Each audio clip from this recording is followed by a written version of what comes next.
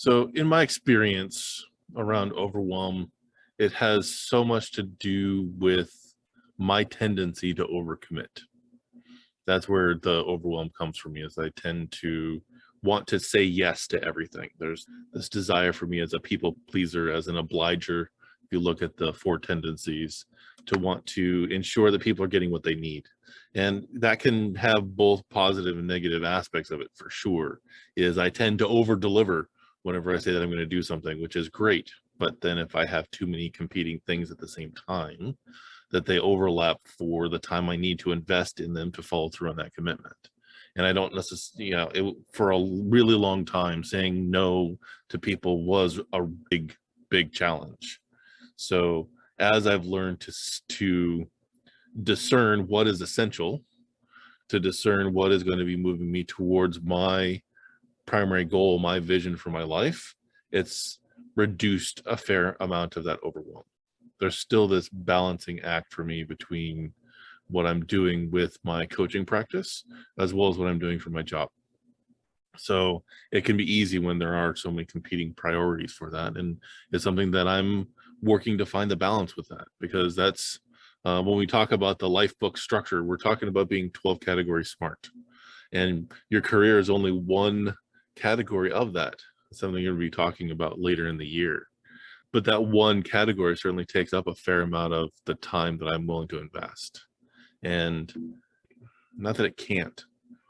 In the past, I've actually chosen that over other categories of my life.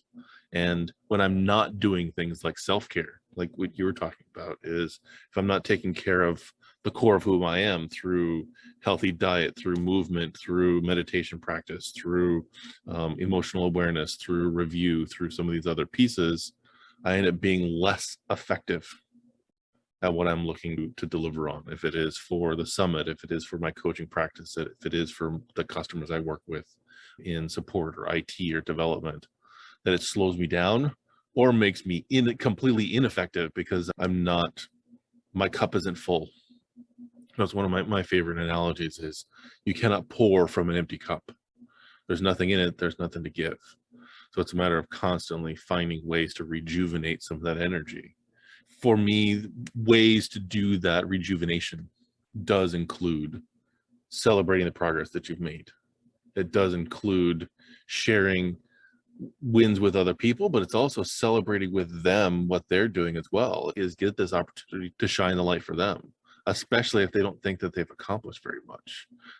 For me, there's this energy exchange that comes whenever I can help someone be aware of how powerful and how great that they are, because they light up and that energy is contagious.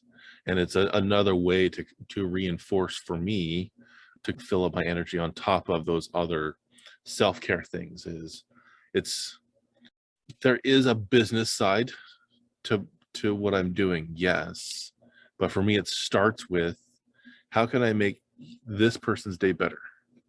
How can I make it easier or help extract a lesson for someone that they may not have seen before? That's where I get to light up. That's where I actually thrive, is whenever I see someone get over the hurdle of, wow, this is so overwhelming, because I've been there.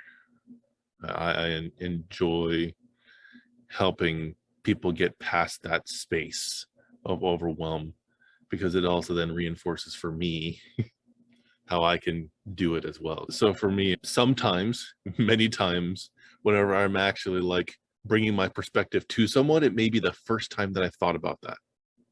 It's coming up with that insight in that moment. It's okay, that is something that could work for them. Maybe it could work for me as well, or maybe I need to tweak it a little bit to work for me.